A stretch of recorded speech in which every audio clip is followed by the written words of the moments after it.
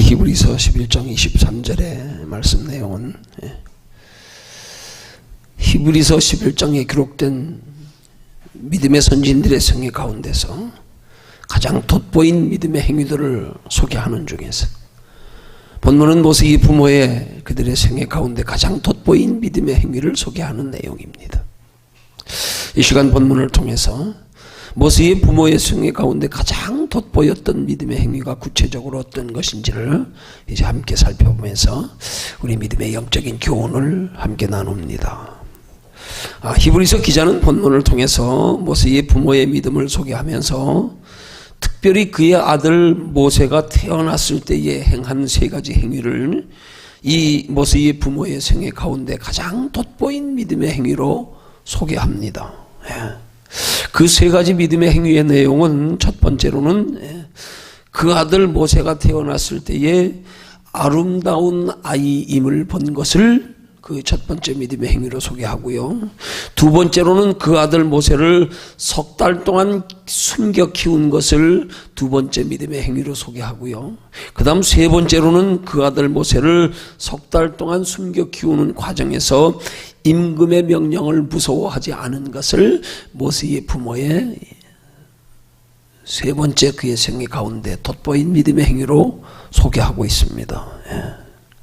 오늘 성경상으로 볼 때 이 모세의 부모에 관한 기사는 오늘 본문이 소개하고 있던 출애굽기 2장 1절이야 4절로 기록된 사건의 내용 외에는 기록된 것이 없습니다. 그런데 히브리서 기자가 유일하게 모세의 부모에 관하여 기록된 이 짧은 출애굽기 2장 1절이야 4절의 사건의 내용을 구약시대 믿음의 선진들이 그들의 생애 가운데 가장 돋보인 믿음의 행위들을 소개하는 소위 믿음장이라고 하는 이 히브리서 11장에서 소개하는 것을 보면 그 행위가 모세의 부모의 생애 가운데 가장 돋보인 믿음의 행위였을 뿐만이 아니라 그 행위가 바로 하나님께서 귀하게 보시는 우리가 본받을 만한 믿음의 행위라는 것을 우리에게 나타내 보이시려고 오늘 우리에게 소개하는 말씀이라 그렇게 볼 수가 있습니다. 단순한 것 같지만 모세의 부모가 모세가 태어났을 때에 그 아이를 석 달 동안이나 숨겨 키우며 임금의 명령을 무서워하니 한 것 속에 우리가 본받아야 할 중요한 영적인 교훈에 들어있다 그런 말씀입니다. 우리가 본받아야 할 믿음의 모습이 들어있다 그런 말입니다. 자, 그러면 이제 함께 읽은 본문과 함께 본문의 배경이 되는 출애굽기 2장 1절이야 4절에 기록된 말씀의 내용을 통해서 먼저는 모세의 부모의 그들의 생애 속에서 가장 돋보인 믿음의 행위가 구체적으로 어떤 것들인지를 살펴보고 또한 모세의 부모의 믿음의 행위를 통해서 하나님께서 오늘 우리에게 주시는 영적인 교훈이 무엇인지를 이제 함께 살피며 은혜 나눕니다. 본문이 시작되는 23절 상반절에서 성경은 믿음으로 모세가 났을 때에 하고 기록하면서 이후에 기록된 갓난아이 모세가 태어났을 때에 그의 부모가 행한 세 가지 행위를 다 믿음으로 행한 행위였음을 우리에게 먼저 밝히고 있습니다. 자, 그러면 이제 모세의 부모의 그 세 가지 구체적인 믿음의 행위들을 본문을 통해 하나하나 살펴봅니다. 먼저 첫 번째 모세의 부모의 믿음의 행위는 무엇이었는가? 그것은 바로 모세가 났을 때에 그 부모가 그 아이를 아름다운 아이임을 보았다는 것입니다. 그런데 이 본문에 기록된 내용만 가지고 볼 때는 아니 부모가 자기 자식을 낳은 것을 아름다운 아이로 보는 건 그건 특별한 믿음의 행위로 보기가 어려운 거잖아요. 누구라도 다 자식을 낳으면 자기 생명의 씨앗인데요. 천하보다 귀하지요. 얼마나 아름답게 보이겠습니까? 뭐 그렇게 자기 아이 태어난 것으로 그렇게 아름다운 아이임을 본 것에 대해서 어떻게 그의 생애 가운데 가장 돋보인 믿음의 행위였다고 히브리서가 소개할까? 궁금하지 않아요? 여러분, 이후에 기록된 그 아이가 아름다운 아이임을 부모가 보았기 때문에 그 아이를 석 달 동안이나 숨겨 키운 행위까지도 사실은 뭐 다른 부모와 다를 바 없는 행위 아니겠어요?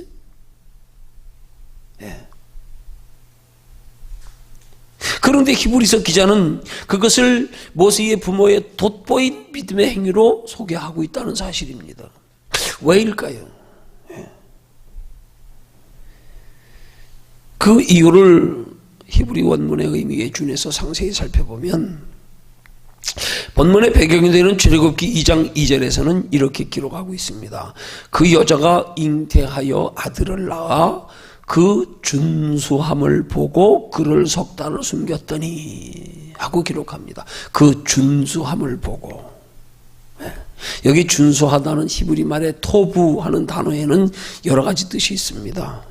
좋다, 아름답다, 존귀하다, 준수하다, 뛰어나다, 길하다, 이런 여러 가지 뜻이 들어 있습니다. 그런데 이 준수하다고 하는 히브리 말의 토브라고 하는 단어가 이제 신약 성경의 헬라어로 번역이 되면서 본문에서는 아름다운 아이로 표현되고 있는 겁니다. 그러면 헬라어의 원문의 의미는 무엇인가? 헬라어의 아스테이온 하는 단어의 의미는 그 원문의 의미를 깊이 번역하면 단순히 아름답다는 뜻이 아니라 하나님 보시기에 아름답다는 뜻입니다. 그러니까 모세의 부모가 이 갓난아이 모세가 태어났을 때에 그 아이가 아름다운 아이임을 보았다는 말은 곧 그가 하나님 보시기에 아름다운 아이임을 보았다, 그런 뜻이 되는 겁니다. 아, 저가 하나님 보시기에 아름다운 아이구나, 그렇게 보았다는 뜻이 되는 거예요. 그래서 사도행전 7장 20절에 보면 초대교회 7 집사 중에 한 사람이었던 스데반이 순교 직전에 성령이 충만하여 설교하면서 그때의 모세가 났는데 하나님이 보시기에 아름다운지라, 이렇게 증거하는 내용이 나옵니다.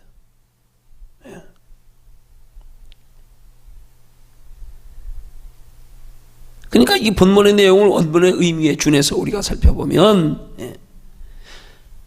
바로 믿음으로 모세가 났을 때에 그 부모가 그가 하나님이 보시기에 아름다운 아이인 것을 깨달았다, 이 말입니다. 아, 저가 뭔가 하나님이 보시기에 아름답다고 하는 것은 우리 개념하고 다른 거잖아요. 우리가 아름답게 보는 거하고요. 아, 저 아이 속에 뭔가 하나님의 섭리와 뜻이 들어있구나. 저 아이를 통하여 뭔가 이루실 하나님의 뜻이 있구나, 이걸 깨달았음을 의미하는 표현이란 말입니다. 그 부모가.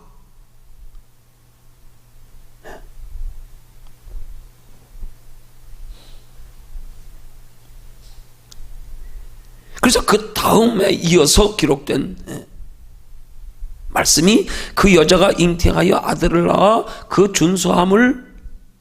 준수함에 대해서 설명했지요. 그 다음 단어가 보고 할 때에 이 보고라는 단어가 히브리 말로는 와테레 하는 단어인데, 이 단어는 단순히 눈으로 보는 것을 의미하는 게 아니라 보다 포괄적인 인식을 나타내는 말로서 알다, 생각하다, 깨닫다 하는 뜻의 단어란 말입니다. 부모가 뭘 봤단 말이에요? 하나님 보시기. 뭔가 이 아이를 통해서 이루실 하나님의 뜻, 계획을 알고 생각하고 깨달았다는 의미라, 이 말입니다.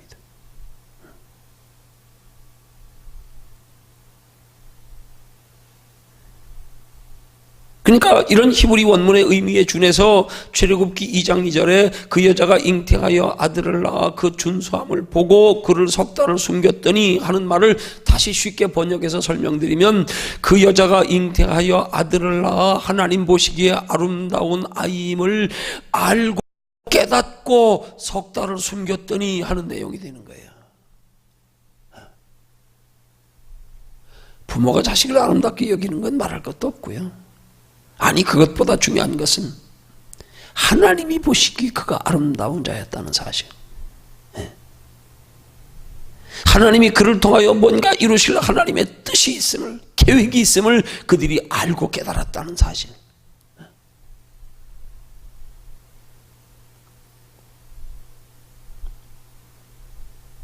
하나님께서 엿새 동안에 걸쳐서 천지를 창조하시는 과정에서 하루하루 천지의 창조물들이 하나님의 뜻대로 이루어지는 모습을 보시면서 만족해 하시고 기뻐하시는 하나님이 장차 하나님의 택한 백성들을 애굽의 속박 가운데 벗어나게 하시고 약속된 가나안 땅에까지 이르게 하시려고 예정하신 하나님의 섭리와 뜻 가운데 태어나게 하신 갓난아이 모세를 하나님이 보시고 만족해 하시고 기뻐하셨다는 사실을 의미하는 거란 말이에요.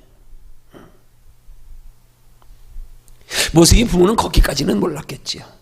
그렇겠지요. 그렇지만 무언가 하나님께서 영적인 분별로 뭔가 느끼고 깨닫게 하시니까 아하, 이 아이를 통해서 하나님이 무언가 이루실 뜻이 있고 계획이 있는 것을 느꼈다 이 말입니다.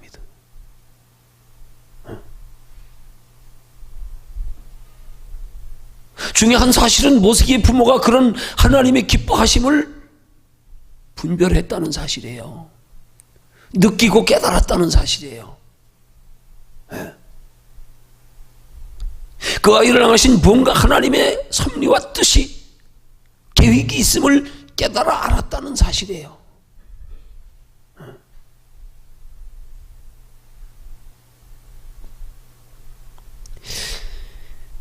그것이 오늘 본문이 소개하고 있는 모세의 부모의 첫 번째 믿음의 모습이었단 말입니다. 갓난아이 모세가 태어나는 그 상황 속에서 여러분 그 상황이 지금 어떤 상황입니까? 예? 어떤 상황입니까?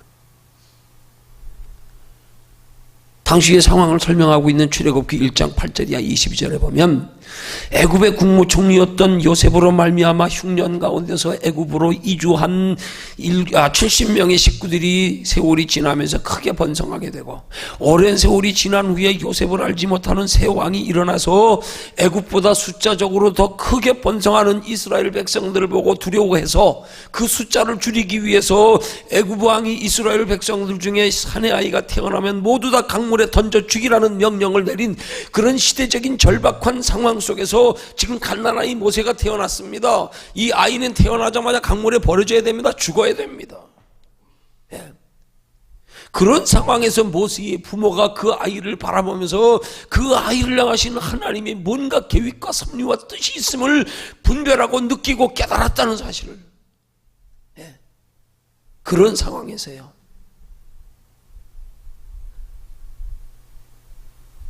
우리가 일반적으로 상식적으로 생각하면 그런 상황이 어떤 상황입니까?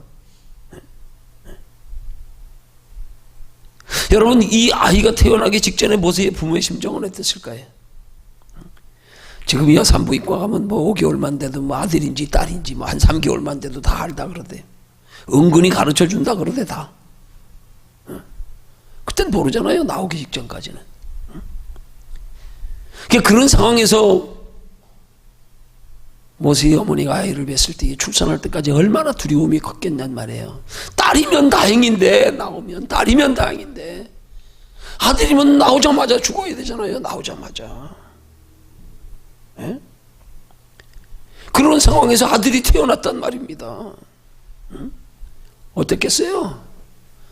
하늘이 무너지는 것 같았겠지요 뭐. 그죠? 예. 근데 그런 상황에서 모세의 부모가 갓난아이 모세를 향하신 하나님의 섭리와 뜻을 분별할 수 있었다는 사실이 뭘 의미하는 거겠냐 이 말입니다. 그런 상황에서 그런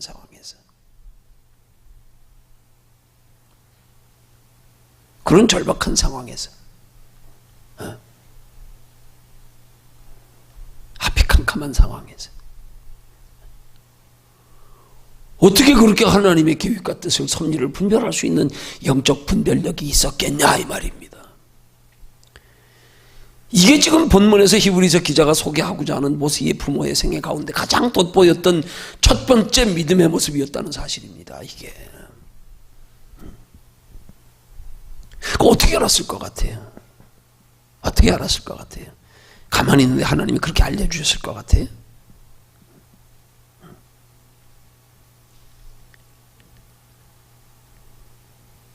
그 모세의 부모의 간절한 기도가 있었기에 하나님이 그런 상황을 초월하여서 그 가운데서도 하나님의 섭리와 계획과 뜻을 분별할 수 있는 영적인 분별을 하나님이 주신 것이라. 그렇게 보면 아마 가장 정확한 분별일 겁니다.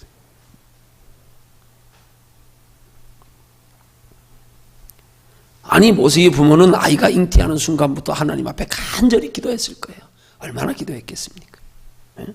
아이가 태어나기까지. 그럼 무슨 기도했을까요? 잉태하고 나서 태어나기 직전까지 모세의 부모는 어떤 기도했을까요? 아마도 따르기를 기도했을 것이고, 만약에 아들이면 정말 하나님이 지켜주시기를 간절히 기도했을 것이고, 혹시라도 이 아이가 태어날 때쯤이면 하나님께서 애굽왕의 마음을 돌이켜서 아이들을 더 이상 강물에 버려 죽이지 못하도록 그런 상황이 바뀌어지기를 아마도 간절히 기도했을 것이라. 그런 생각해 봅니다.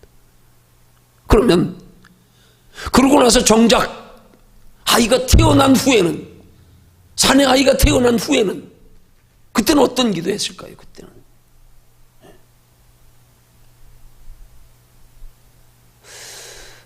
아마 하나님의 뜻을 묻는 기도했으리라 생각합니다.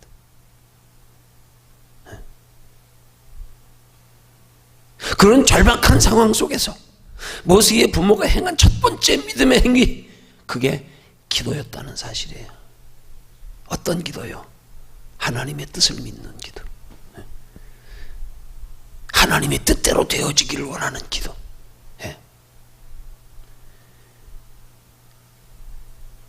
그런 믿음의 기도에 하나님이 응답하시니까 그런 절박한 상황 속에서도 그 아이를 향하시는 하나님의 계획과 섭리와 뜻이 있음이 깨달아질 수 있었다는 사실인 거예요. 환난과 고난의 절박한 환경 가운데서의 간절한 기도, 그 환난과 고난의 절박한 상황에서 환난과 고난의 순간만 모면하려고 하는 간절한 기도가 아니라 그 가운데서 하나님의 뜻을 묻고 찾는 기도요. 이런 기도의 모습을 통해서 우리가 얻을 영적인 교훈이 깊단 말입니다. 많은 경우 예수 믿는 사람들이 생활 속에 뭔가 어려움이 닥치고 뭐가 견딜 수 없는 여러 가지 힘들고 어려운 고난의 환난이 닥치면 우리는 그냥 그 환난만 모면하길 바라고 그 문제만 해결되길 바라고 그 가운데서 하나님이 나를 지켜주시기만 바라지, 그 속에서 나를 향하시는 하나님의 섭리와 뜻이 무엇일까? 이걸 깊이 기도하는 사람들이 잘 없잖아요. 모세의 부모의 심정에서, 이런 상황에서 그저 살려주시기만 기도하고 지켜주시기만 기도하고 이 위험의 순간이 지나가기만 기도하고 응답해 주세요, 축복해 주세요, 살려주세요, 도와주세요, 어린아이처럼. 그러다 지나고 나면 끝났다, 쉬자, 어린아이들처럼. 잘못해가지고 엄마가 무서울 땐 막 엄마 잘못했어요, 한 번만 용서해 주세요. 그리고 다음번에 언제 그랬냐는 듯이. 엄마는 마음이 아파가지고 언제한테 얼마든지 빌기만 하면 바로 용서해 주니까 그 다음에 죄책감도 없어. 그냥 아쉬우면 또 그러다가 엄마가 화내면 또 한 번 빌면 끝나니까 순간만 모면하면 되니까. 여러분, 어떻게 보면요, 우리가 인생을 살면서 눈에 보이는 육신의 것만 가지고, 우리가 믿음의 사람들이 살면서 육신의 것만 가지고 기도하는 건 어린아이가 엄마한테 순간적인 것만 모면하려고 엄마 잘못했어요 하는 거하고 똑같은 거예요.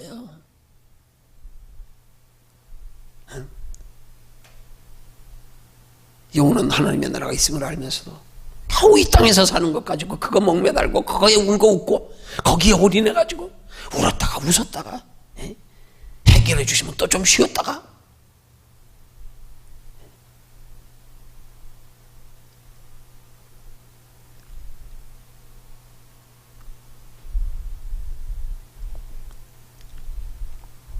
여러분, 이런 모세의 부모의 이런 절박한 상황 속에서의 하나님의 뜻을 묻는, 하나님의 뜻을 생각하는 그 깊은 기도, 그걸 통하여 하나님께서 그 아이를 향하시는 하나님의 계획과 섭리와 뜻을 부모에게 느끼고 알고 분별하게 해주셨다는 사실 앞에 우리가 얻을 영적인 교훈이 무엇인가? 오늘 우리에게도 삶 속에서 종종 이런 기도의 자세가 필요하다는 교훈입니다. 너희도 좀 인생 살면서 이런 기도 좀 해봐라. 이런 기도. 날마다 육신의 것만 가지고 기도하지 마. 하나님 나를 왜 이 땅에 보내셨을까? 나를 통하여 하나님 뭘 이루시길 원하실까? 어떤 상황 앞에서도 왜일까? 왜일까?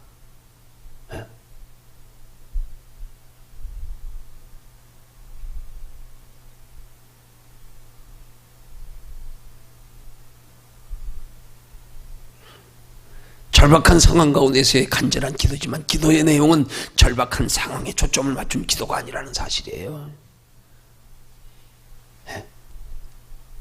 우리 이 땅에 속하여 살고 있지만 우리가 하는 기도가 날마다 이 땅에 속한 것만 가지고 하나님 찾는 기도가 아니어야 된다는 사실이에요.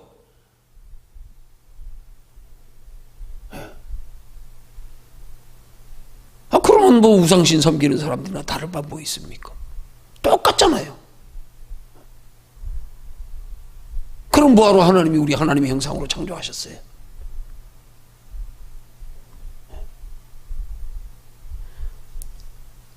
이방신 섬기는 거나 다를 바 뭐 있어요?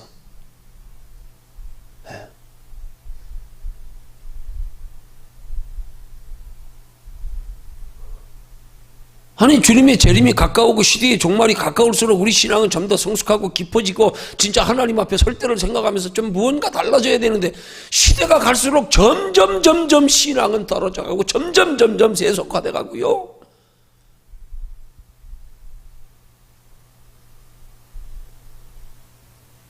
반대로 가고 있어요. 반대로. 우린 반대로 가지 맙시다. 아멘. 우린 반대로 가지 맙시다. 누구라도 하루가 지날수록 하나님 앞에 설 때가 하나님의 마지막 때가 가까워오는 건데 갈수록 신앙이 나아져야지요. 못해진다 그러면 문제가 있는 거예요. 이거는 뭔가 우리 신앙의 목적이 초점이 잘못되어 있기 때문에 그런 거예요.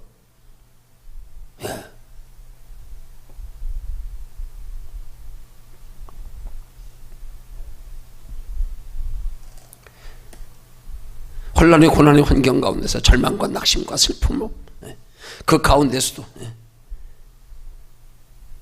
낙심하지 아니하고 먼저 하나님을 의지하며 간절히 기도하되 거기에 당신 하나님의 뜻을 묻는 기도, 하나님 편에서 바라보고 생각하는 기도. 그럴 때 하나님께서 혼란과 고난의 환경에 잘 대처할 수 있는 능력과 담대함도 때를 따라주시고 하나님의 섭리와 뜻을 분별하는 지혜도 주실 줄로 믿습니다.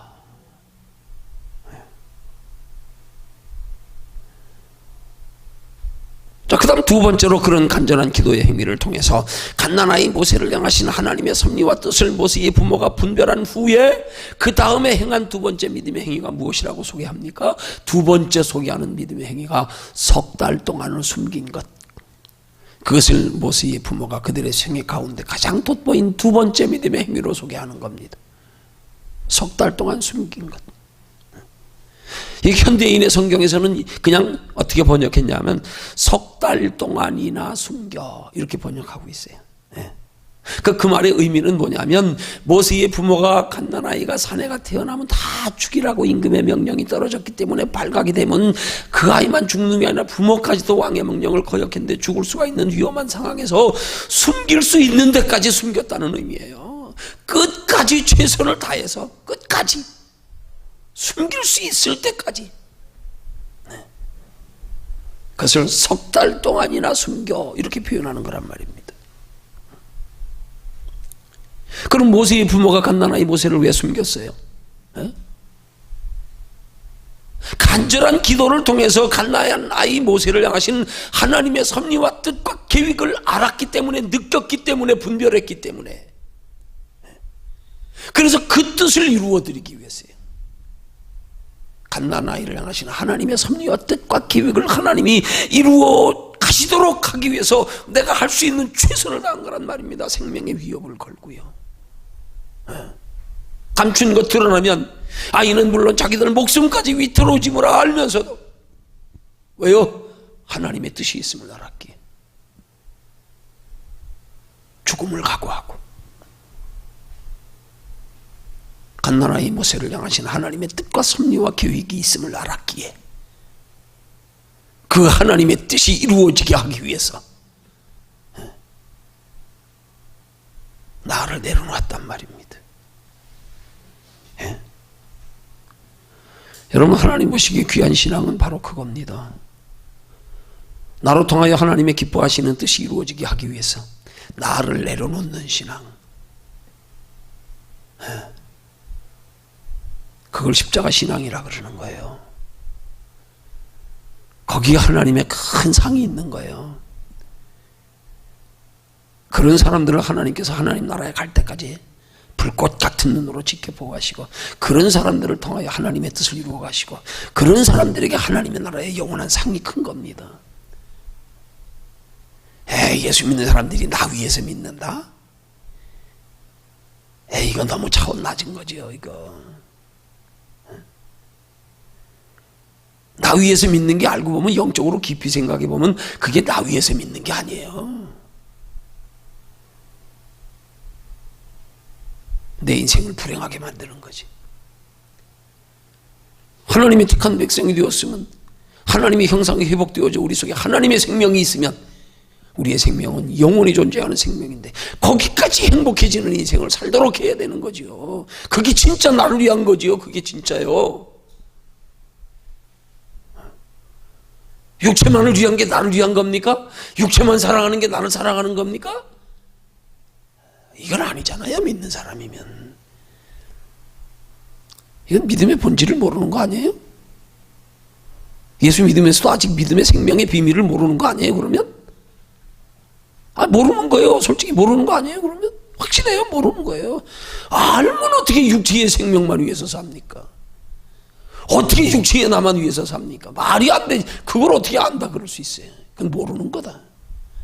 너 예수 믿어도 아직 영원한 생명의 소중함을 모르는구나. 내 생명의 본질이 뭔지를 아직 모르는 거예요, 그거는.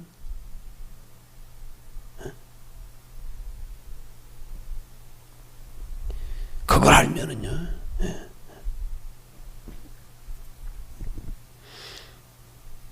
우리 이 땅에서 어떤 힘든 일이 있어도 그것이 하나님 보시기에 기뻐하는 일이 아니고,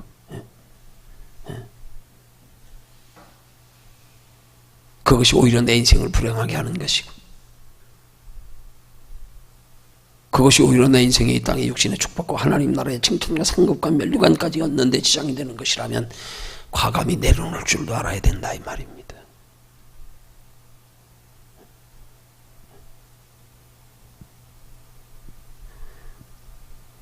하나님의 뜻을 이루어드리기 위한 고통과 희생의 과정을, 이걸 피하지 않고 감당할 수 있는 정도 신앙은 돼야 된단 말이에요. 물론 나는 감당 못합니다. 그렇지만 모세의 부모처럼 하나님 앞에 간절히 기도하면 하나님이 감당할 믿음도 은혜도 지혜도 능력도 주실 줄로 믿습니다.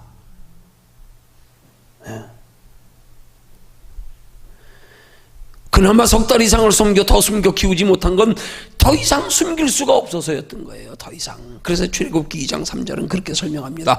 더 숨길 수 없게 되매. 더 숨길 수 없게 되매. 지금 자신의 부모의 목숨이 두렵고 위태로워서가 아니에요. 아이가 죽지 않게 하려고요. 아이가 죽지 않게 하려고. 이제는 발각될 수밖에 없는 상황에, 극한 상황에 왔으니까 죽지 않게 하려고요. 죽지 않게 하려고요.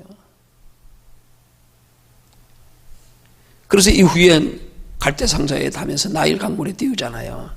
그건 아이를 버린 게 아닙니다. 버린 게 아니에요. 사람으로서 할 수 있는 최선을 다한 후에 하나님의 섭리와 뜻에 맡기는 믿음의 행위였단 말입니다.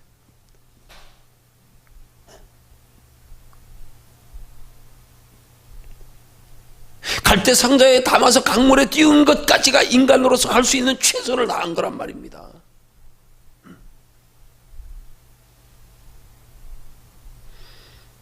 갈대상자의 역청을 칠해서 모세의 누이 미리암을 통해 지켜보게 해서, 숨어서 지켜보게 해서, 그 행위가 바로 모세의 부모가 갓난아이 모세를 향하신 하나님의 섭리와 뜻과 계획을 깨달아 안 후에 행한 두 번째 믿음의 행위였다는 사실인 거예요. 하나님의 섭리와 뜻을 이루어 드리기 위해서 고통과 희생을 감수하고 위험을 무릅쓰고 최선을 다한 믿음의 행위요.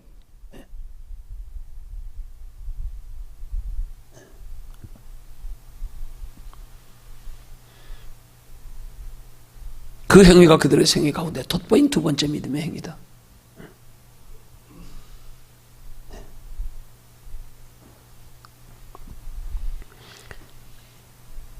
갓난아이 모세를 향하신 하나님의 계획과 섭리와 뜻을 하나님이 이루어 드리도록 하시기 위해서 고통과 희생을 기꺼이 감수하면서 죽음을 각오하고 끝까지 최선을 다한 행위.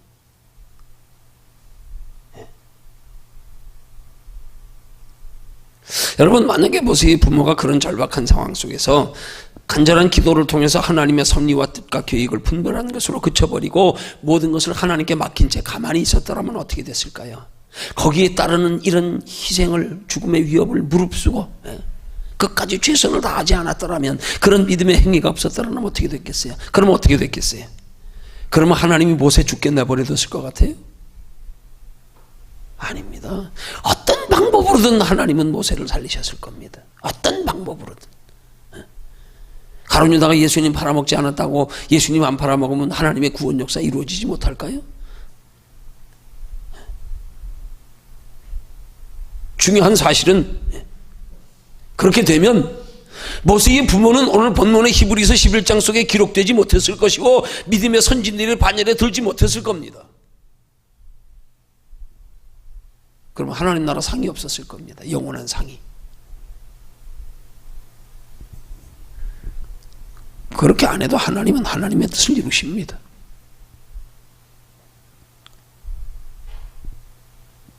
모세의 부모에게는 하나님께로부터 영원한 상을 받을 수 있는 기회가 주어진 거예요. 여러분, 우리가 하나님의 뜻대로 사는 데 따르는 우리의 여러 가지 우리의 희생과 수고요, 이거요, 여러분 희생이라고 생각하지 마십시오. 착각하지 마십시오. 희생 아닙니다. 우리에게 주신 축복의 기회예요. 복받을 기회로 주시는 거예요. 하나님이 뭐가 아쉬워서 우리의 도움을 필요로 하고 뭐가 아쉬워서 우리에게 시간, 건강, 물질 달라고 그럽니까?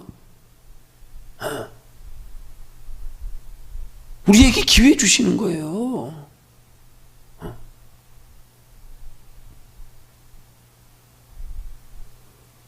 기회 주셨는데 우리가 그 기회를 활용해서 그것이 우리에게 복과 상이 되게 하지 못하면 그건 누구도 원망할 수 없는 거예요. 원망할 수 없어요. 내가 너한테 기회 줬어.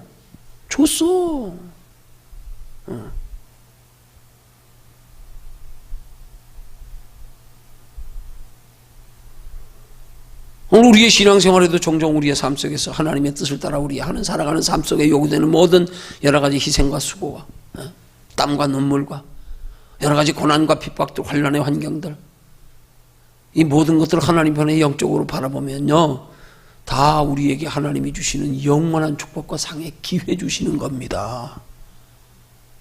기회 주시는 거예요. 근데 기회 주시는 걸 모르니까 우리는 오히려 불평하고 원망하고 부담스러워하고 피하려고 하고.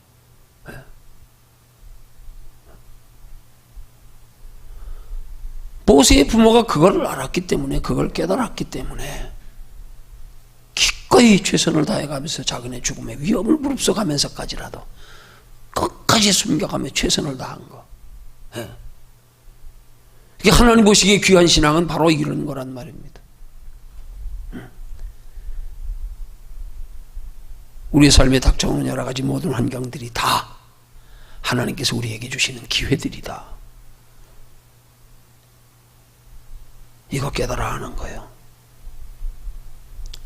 이게 복된 신앙이란 말입니다. 이거 깨달아 알면 신앙생활이요, 힘들지만 마음속에는 평안이 있어요. 소망이 있어요. 때를 따라 주시는 위로가 있어요. 때를 따라 주시는 담대함이 있어요. 의외로 견딜만 해요. 의외로.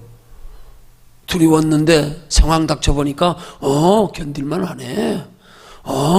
때로 하나님이 힘 주시네. 때를 따라 피할 길 주시네. 이걸 지레 부담스러워해가지고 지레 겁먹어가지고 이게 우리에게 주시는 축복의 기회인데 이걸 미처 깨닫지 못해가지고 그거 피하려고요. 그거 피하려고요.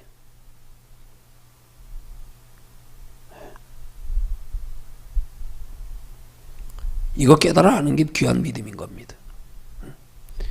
그래서 시편 기자처럼 고백할 수 있어야 되는 거예요. 고난당한 것이 내게 유익이라.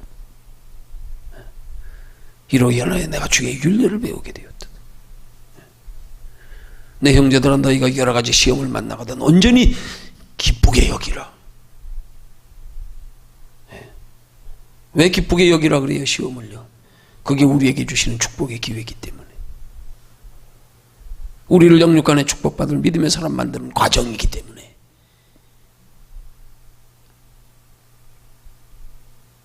이것을 깨닫는 은혜가 있으시기를 주님의 이름으로 축원합니다. 다음 세 번째로요. 갓난아이 모세가 태어났을 때 모세의 부모가 행한 세 번째 믿음의 행위는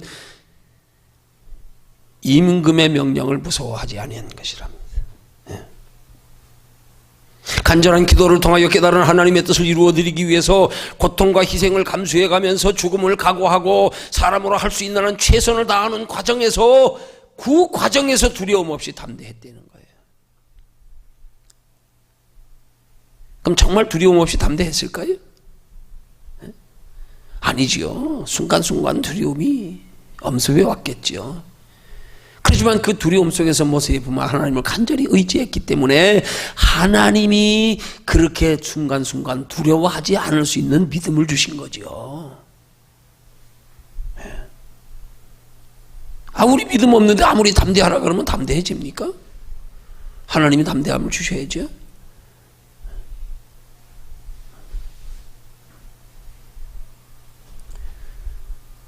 우리가 어떤 환경 속에서도 우리가 하나님께 소망되고 하나님을 의지하며 무엇이든 하나님 편에서 바라보고 생각하며 깊이 하나님 앞에 기도하면 하나님이 견딜 힘도 하나님이 주시는 거고요.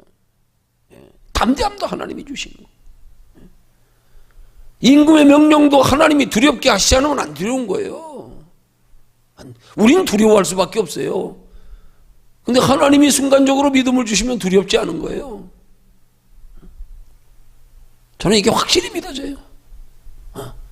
몇 번 경험해 보니까요, 실감나게 믿어져요. 그런 하나님이구나. 진짜 기절하여 놀라고 까무러쳐야 될 상황에서 아무렇지도 않은 거예요. 야, 신기하다. 신기하다.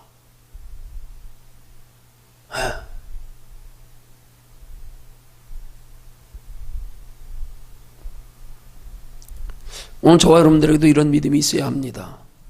정확히 말씀드리면 이런 믿음이 다른 게 아니에요.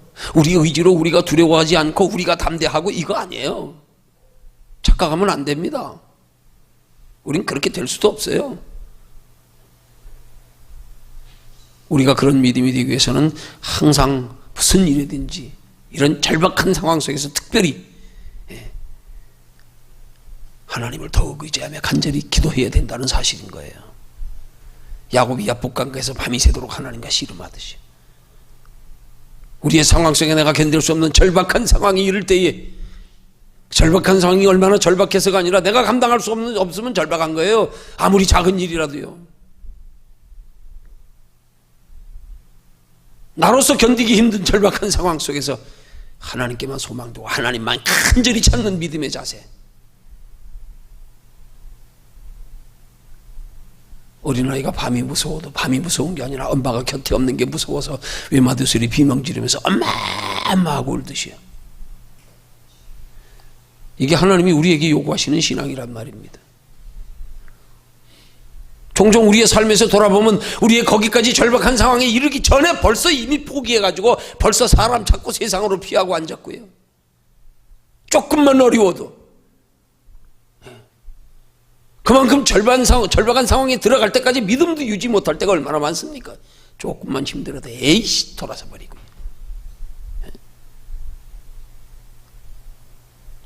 여러분, 절박한 상황에까지 가는 것까지도 대단한 믿음이에요. 그 절박한 상황이 될 때까지 믿음 잃지 않는 것도 대단한 거예요.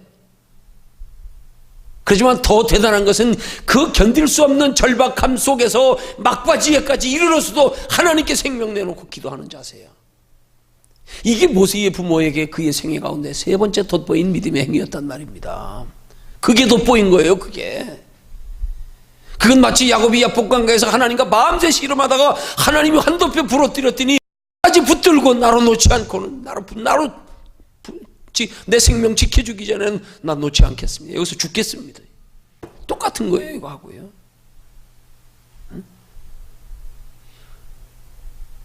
그런 상황이 되기도 전에 포기해버리는데, 뭐. 그런 상황이 되기도 전에. 왜 모세의 부모의 믿음이 이렇게 그의 생애 가운데 돋보인 믿음의 행위였는가? 여기서 우리 이걸 깨달아야 되는 거예요. 조금만 기도해보다가 안 되면 에이 소용없네. 조금만 힘들어도 에이.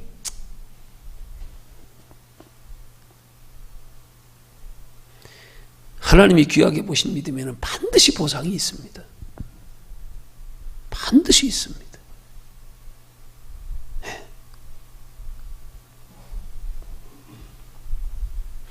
비록 저와 여러분들에게 아직은 그런 믿음이 없어도 적어도 우리도 이런 말씀을 통하여 하나님도 우리도 이런 믿음의 사람이 되기를 원하시는구나. 너희 믿음도 이런 믿음이 되기까지 자라가라. 그거 교훈하시려고 하는 거란 말입니다. 내 주님 없이 난 못 살아 고백이 가능할 수 있게. 죽는 순간까지도 하나님 원망하지 마라. 죽는 순간까지도 하나님 의지해라. 죽는 순간까지도 하나님께 구해라. 그게 하나님 보시기에 귀한 신앙이란 말입니다.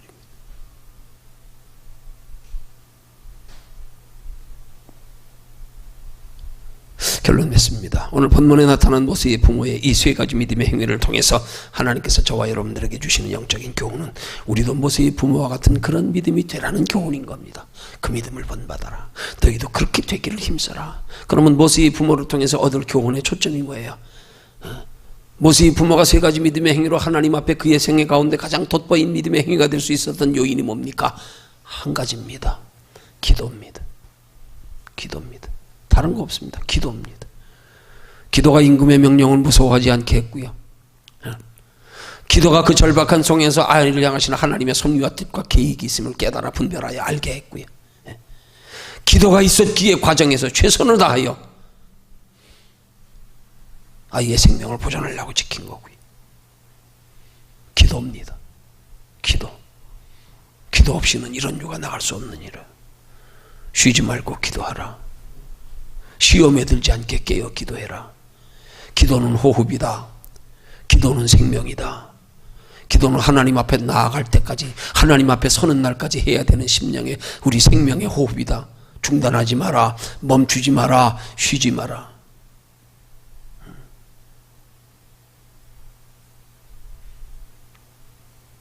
기도 쉬면 육체는 살았지만 영은 죽은 거예요. 숨 멎은 거예요. 호흡 끊어진 거예요. 기도의 생명이, 기도의 소중함, 기도의 복당 깨달아 알지 못하면 우리 바른 신앙이라고 볼 수 없어요. 기도의 소중함 모르면. 하나님의 기도를 그렇게 귀하게 보시는 이유가 뭐겠어요? 기도만큼 힘든 게 없잖아요. 기도만큼. 힘드니까 쉬운 거예요. 힘드니까 귀한 거예요. 쉬우면 귀하지도 않지요. 아무 누구나 다 하는 거. 힘드니까 귀한 거예요. 우리가 진짜 기도가 얼마나 소중하고 귀하고 복된 것임을 깨닫는 순간부터는 안 힘들어진다니까요. 힘들지 않아요. 그때부터는 기도에 대한 갈등도 없어져. 좀 안 왔으면 좋겠다. 언제까지 해야 되나? 아니요, 이제는. 힘들어요. 근데 내 속에서는 그 때문에 갈등이 없어. 당연한 건데 뭐. 해야 돼. 해야 돼. 안 하면 안 돼. 그럼 쉬워지는 거예요. 결단하고 작정해버리면 의외로 쉬운 거예요. 해보니까 견딜만 하네. 하기 전에 아이고 이거 어떻게 하나 했는데 해보니까 괜찮네. 재미가 있네.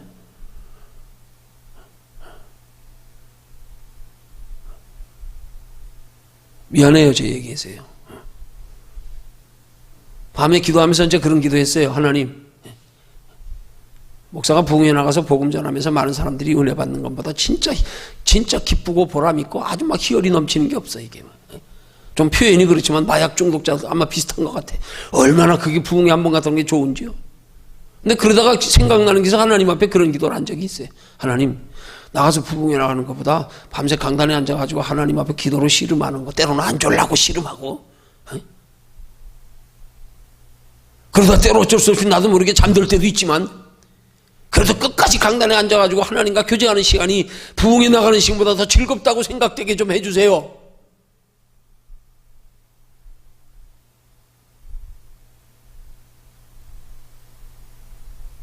그러다가 얼마 전에 부흥회 나갔을 때 진짜 그 느낌이 들더라고요.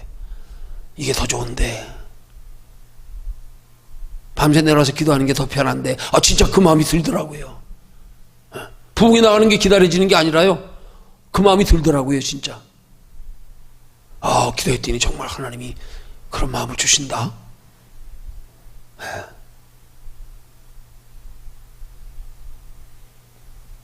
기도가 어렵다고 생각하는 건 기도가 어려워서 기도가 어렵다고 생각하는 게 아니에요.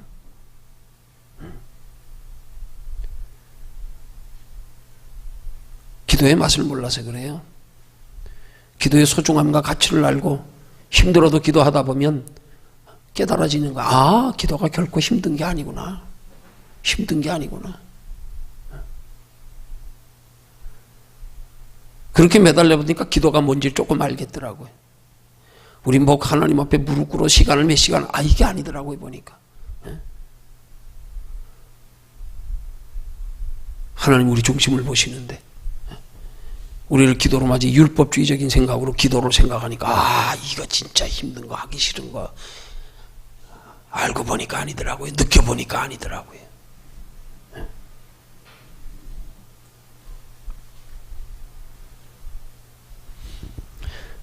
오늘 이 말씀 통해서 모세의 부모가 그들의 생애 가운데 가장 돋보였던 믿음의 행위의 초점이 기도였다는 사실을 우리 마음속 깊이 새겨서 우리도 기도의 소중함을 인식하고 하나님 앞에 기도하기를 힘쓰는 신앙생활로 우리의 믿음도 하나님 앞에 귀히 여김 받고, 그래서 하나님의 은혜와 축복과 칭찬과 상급과 면류관 받는 신앙생활이 가능해질 수 있도록 우리의 기도에 대한 마음의 결단을 다시 하는 귀한 복된 시간 되기를 주님의 이름으로 축원합니다.